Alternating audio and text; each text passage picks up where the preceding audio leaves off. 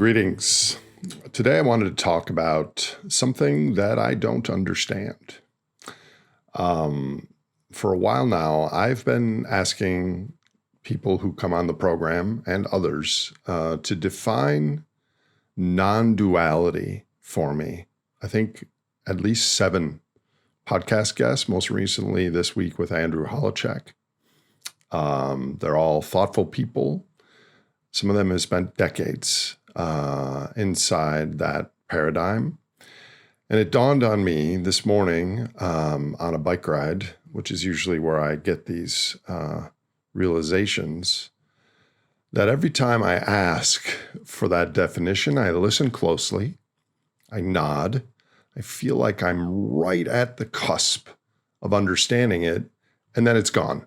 And I walk away with my hands empty, which is, I guess, why I've repeated the question at least 7 times to guests and others.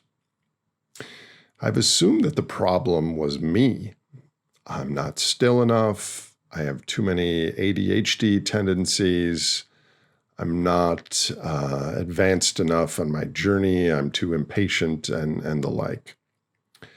But this morning, a different thought crept in. Maybe I keep failing to understand non-duality because I was raised in a way and grew up in a culture that makes it almost impossible to understand. I'm sure you've heard the old line about a fish that doesn't know what water is. The fish has never been dry, so wetness isn't a thing that it can point to. It's just the medium. To a fish, it's both everywhere and nowhere at once. And I suspect a lot of us in the West are like that fish. We're swimming in the very thing that makes non-duality invisible to us, and we can't see it because we've never once stepped out of it. Let's start with our language.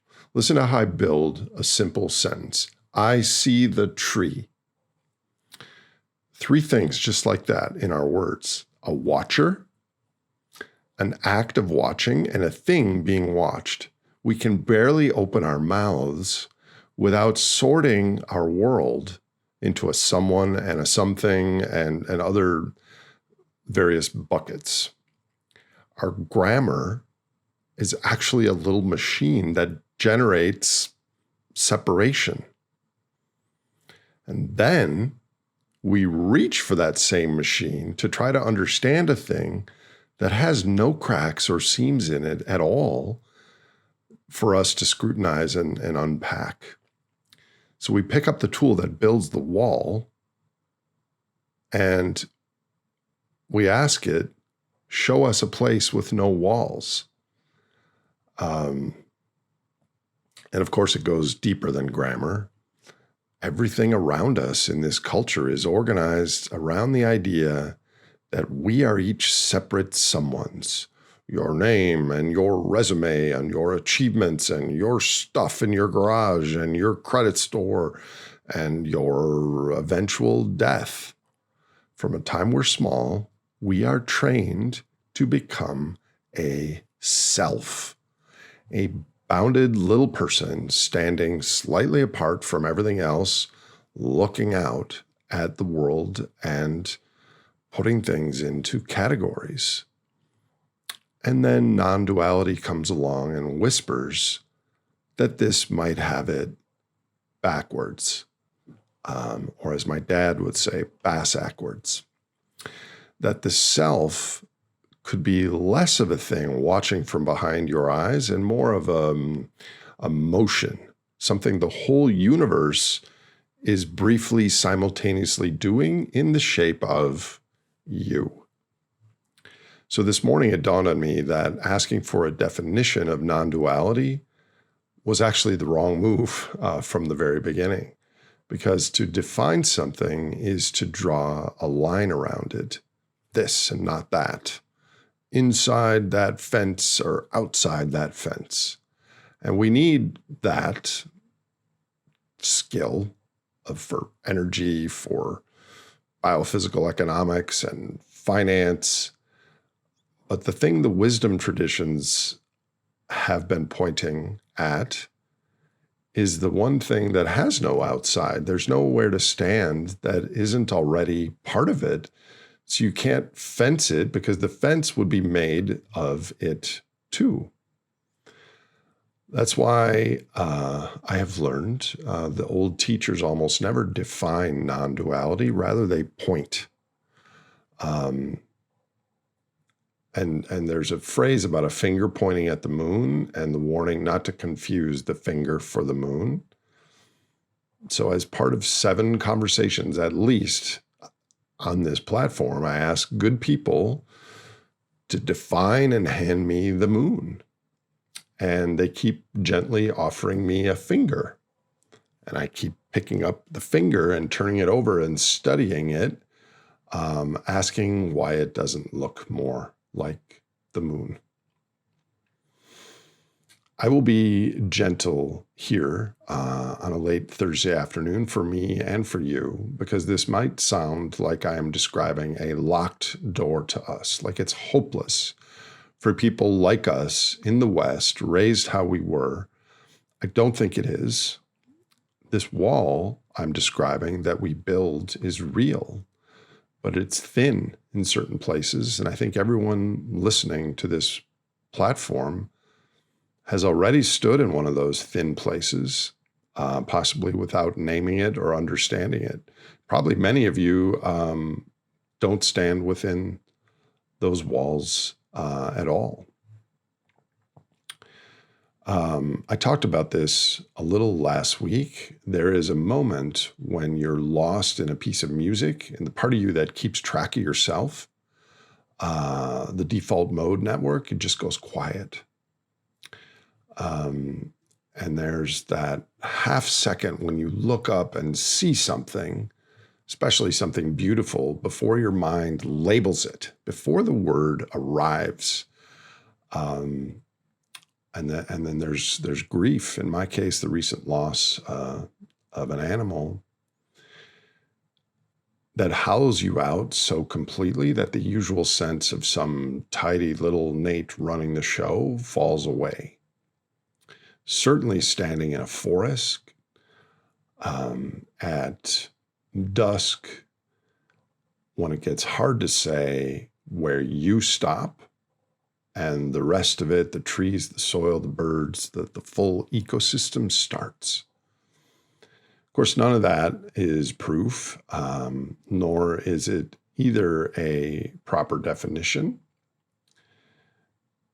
Those are just the times and places where our separate self quietly goes offline for a moment. And we've all been there. We just don't usually reach for a Sanskrit word to describe a Thursday morning. That feeling of being a self, sealed off, looking out at a world that's over there, is actually a core theme of the work we're doing at this platform, and a central part of, I believe, what I'm referring to as a species level rite of passage, because it's of the same shape as feeling cut off from the living world. I am in here, nature is out there. Nature's a backdrop, a resource, a pile of stuff waiting to be turned into something useful for our economy. And once you really believe all that, once it becomes wired in below your conscious level of thought, you can do almost anything to what's out there. You can clear it and drain it and burn it and eat it and feel nothing, because by definition, it isn't you. So that wall not only confuses us, it also anesthetizes us. And I think so much of what we're living through these days might be sitting on top of that one piece of code that the superorganism edited over in our DNA, our cultural DNA, and the deep, unquestioned sense that we are separate from the thing that grows our food, makes our oxygen, holds the biosphere steady enough for us all to exist and for future generations.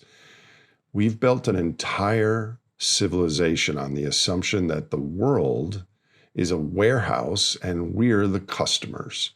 And the bizarro part is, for those paying attention, the bills are coming due to a self that still thinks it's standing outside the system, watching and analyzing the numbers from a safe distance.